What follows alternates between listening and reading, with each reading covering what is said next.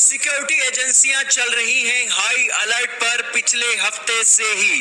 दोस्तों, हमारी security forces ने आज बिल्कुल प्रूव कर दी है बात कि यहां पर बहुत बड़ा खतरा उनके देश के ऊपर आ गया है। दोस्तों, आज भारत की सिक्योरिटी फोर्सेस हाई अलर्ट पर हैं और सभी राज्यों को ये आदेश दिए गए हैं कि अपनी एंटी टेरर स्क्वाड की जो ट्रेनिंग है और जो एक्सरसाइज है उसे तेज कर दीजिए, क्योंकि देश के किसी भी हिस्से में तालिबानी और पाकिस्तान के आतंकवादी कुछ बड़ा हमला कर सकते हैं। हमारी सिक्योरिटी एजेंसियों ने कहा है कि जैश ए मोहम्मद के आतंकवादियों ने तालिबान के लीडरों के साथ बैठकर बातचीत की है और भारत के जिहाद के ऊपर उन्होंने एक मीटिंग की थी। दोस्तों, जैश ए मोहम्मद के आतंकवादियों का तालिबान के साथ मीटिंग करना और भारत की सिचुएशन को लेकर एक जिहाद छेड़ने की बातें करना, हमारी सिक्योरिटी एजेंसियों को इसका इनपुट मिल गया है। दरअसल ये बात है अगस्त के तीसरे हफ्ते की, ये चौथा हफ्ता चल रहा है। पिछले हफ्ते की बात है जब ये मीटिंग हुई थी कांधार के अंदर तालिबान और जैश ए मोहम्मद के आतंकवादियों के बीच में। दरअसल दोस्तों, जैश ए मोहम्मद के आतंकवादियों के भी खुजली हो रही है। दोस्तों, एक आतंकवादी अगर तरक्की करता है ना तो दूसरे आतंकवादी के भी खुजली उठ जाती है। यही कारण है कि पाकिस्तान के आतंकवादियों की अब खुजली मची पड़ी है कि तालिबान पूरी दुनिया कर रही है, पाकिस्तान के आतंकवादियों का तो कोई नाम ही नहीं है। यही कारण है कि इन्होंने मीटिंग करनी पड़ गई इन्हें तालिबान के लीडरों के साथ और अब ये भारत के खिलाफ बड़ा ऑपरेशन करने की तैयारी में है।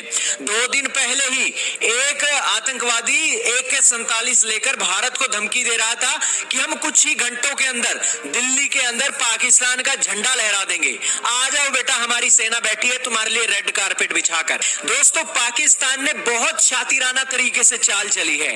पाकिस्तान को देखिए आप 6 महीने पहले देखिए, हमारे साथ बैठकर इन्होंने सीज फायर का एग्रीमेंट साइन करवा दिया।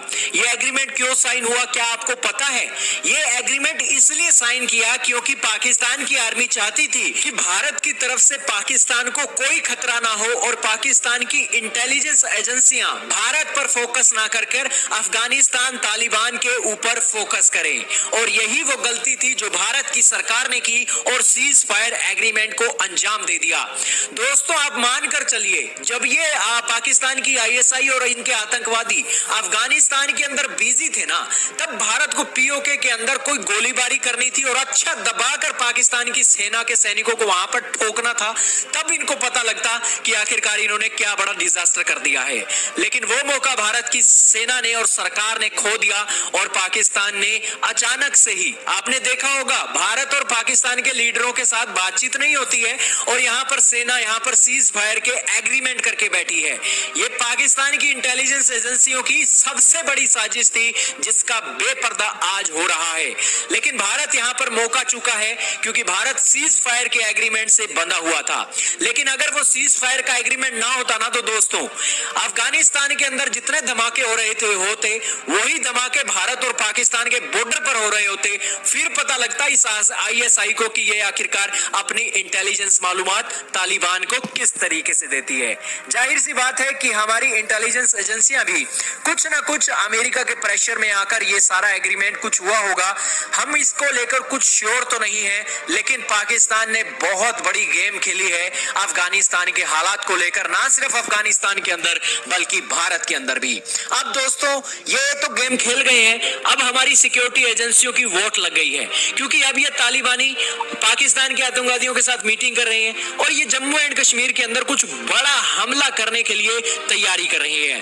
भारत की सिक्योरिटी एजेंसियों ने स्टेट की इंटेलिजेंस एजेंसियों के साथ साथ